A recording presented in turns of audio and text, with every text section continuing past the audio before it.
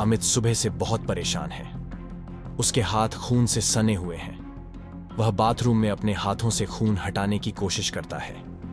वह रोज अपने बिस्तर पर आराम से सोता है, पर पता नहीं कैसे पिछले 10 दिनों से सुबह जब उसकी आंख खुलती है तो उसे अपने हाथों पर खून लगा हुआ दिखाई देता है। इस घटना से वह बहुत तरह से प्रभावित होता है और इसका समाधान भी उसको नहीं मिलता है। अपने हाथों पर खून लगे रहने का अर्थ यह है कि उसके हाथों द्वारा किसी की मौत हो रही है।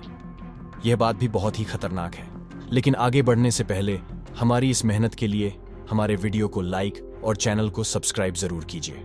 तो वीडियो स्टार्ट करते हैं। कुछ दिन पहले कहने को अमित एक ग्रेजुएशन स्टूडेंट था। उसका पूरा दिन कॉलेज और फिर कोचिंग में बीतता था, पर वह इन दिनों कुछ ज्यादा ही परेशान था। परेशानी का कारण कुछ और था। प्रोफेसर ने प्रोजेक्ट वर्क बढ़ा दिया था, उसकी क्रश रश्मि को कोई और मिल गया था और उसके साथी सहपाठी उसे अलग से तंग करते थे। वे उसके लुक और उसके स्टैंडर्ड पर अक्सर मजाक उड़ाते थे। नॉर्मल दिखने वाले अमित के पास कोई खास लुक या पैसा नहीं था, पर दिमाग खूब मिला था। पर अपमान का बोझ कभी कभी इतना भारी हो जाता था कि दिमाग पर हावी हो जाता था। अमित अपने मजाक बनने से बहुत परेशान रहता था। इसी परेशानी में एक बार कॉलेज से निकलकर एक रोड से जा रहा था कि तभी उसके सामने से एक गाड़ी गुजरी, जिसमें से एक लड़की बचाओ बचाओ चिल्ला रही थी। अमित ने बचाने की कोशिश की, पर अमित लाख कोशिश करने के बाद भी बचा नहीं पाया। इसके उलट किडनैपर्स ने अमित को देख लिया था, लेकिन उस वक्त उसकी आंखों के सामने वे गायब हो गए थे। अमित को तब अपने आप पर बहुत गुस्सा आया और उसने फैसला किया कि समाज के लिए कुछ करना चाहिए। अमित तेजी से अपने कमरे की तरफ जा रहा था, पर इससे पहले कि वह अपने कमरे में प्रवेश कर पाता, उसे तभी वहीं किडनैपर्स ने किडनैप कर लिया और कब्रिस्तान के पास ले जाकर तब तक मारते रहे जब तक कि वह बेहोश न हो गया। कुछ घंटों बाद जब उसकी नींद खुली तो एक साया उसके साथ था। वह साया अमित को देख सकता था, पर अमित उसे नहीं। अपनी किस्मत को कोसते हुए वह बोल पड़ा, हे भगवान, आपने मुझे ऐसा क्यों बनाया? मेरे साथ कुछ तो अच्छा कर दे। साया बगल में बैठा अमित की सारी बात सुन रहा था। साया एकदम से अमित के शरीर के अंदर प्रवेश कर गया और अब वह रात होते ही अमित के शरीर को अपने हिसाब से चलाने लगा। इसका मतलब यह है कि पिछले 10 दिनों से जो अमित के हाथों पर खून लग रहा है वह साये की वजह से है। साया समाज से बदला लेने के लिए अमित का इस्तेमाल कर रहा है। पहले साये ने अमित के बुरे दोस्तों को पेड़ से उल्टा लटकाकर तब तक मारा जब तक वे अधमरे न हो जाएं। फिर उस साये ने अपने खूनी का भी बदला लिया। साया पहले एक इंसान ही था जो आम लोगों की तरह था, पर उसके एक दुश्मन ने किसी तांत्रिक की मदद से उसकी जान ले ली और उसकी आत्मा को मोक्ष मिलने के बजाय काले साये का रूप मिला। साया यानी एक प्रकार की परछाई।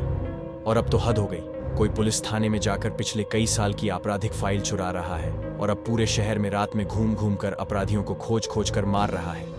पर वो साया धीरे धीरे अमित के शरीर को गला रहा है और तब तक गलाएगा जब तक कि अमित का शरीर पूरी तरह नष्ट न हो जाए। हमें इसे बचाना होगा, पर कैसे?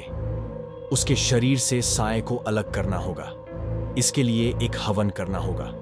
तांत्रिक कपाला इस साये को अपने वश में करना और अपनी शक्तियों को बढ़ाना चाहता है, और अपने तांत्रिक गोले में वह आसपास घटित हो रही घटनाओं को देखकर अपने चेले सोम से बात कर रहा है। आगे की रणनीति बनते ही सोम अमित से मिलने जाता है। मिलते ही वह हाथ मिलाने के बहाने अपने हाथों में पहने एक सुई जैसी रिंग से अमित के हाथ में घाव कर देता है। अमित एक तीव्र दर्द का झोंका महसूस तो करता है, पर उसके बारे में वह कुछ कर पाता इससे पहले ही वह बेहोश हो जाता है। सोम बड़ी मुश्किल से किसी तरह अमित के शरीर को अपने गुरु कपाला की गुफा में ले आता है। तांत्रिक कपाला अमित को देखते ही तांत्रिक क्रिया शुरू कर देता है। देखते ही देखते अमित के शरीर से साया बाहर आ रहा होता है। इससे पहले कि साया दोनों को मार पाए, उसे एक कांच की बोतल में बंद कर दिया जाता है। पर तभी अमित को होश आने लगता है। वह किसी तरह खुद को उठाता है और दोनों गुरु चेले से लड़ बैठता है। उन दोनों को सामने देख वह कुछ समझ ही नहीं पाया, पर तभी उसे लगा कि ये शायद उसे मारकर किसी क्रिया को पूरा करना चाहते हैं। इसीलिए वह बिना सोचे समझे लड़ाई में कूद जाता है। लड़ाई के कारण अचानक वह बोतल फूट गई और उसमें से वह साया निकलकर अमित के शरीर के अंदर फिर से घुस गया। अब अमित की शक्ति कई गुना बढ़ गई थी और उसने इन दोनों गुरु चेलों को थोड़ी सी ही मेहनत से हरा दिया। आखिरकार सत्य की जीत हुई और साया वापस अमित के शरीर में आकर रहने लगा, जब तक रह सका, क्योंकि कुछ समय बाद वह साया पूरी तरह से अमित के शरीर को गलाकर मारने वाला था। अमित उस गुफा से बाहर निकला और अपने घर पहुंचा। उसने फैसला किया कि जब तक उसकी जान बाकी है वह लोगों की रक्षा करता रहेगा। उसने पुलिस स्टेशन से चुराई गई फाइल से अपराधियों के नाम निकाले और उन्हें एक एक करके फिर से मारना शुरू कर दिया। तो आज का कहानी आपको कैसा लगा नीचे कमेंट बॉक्स में जरूर बताइएगा।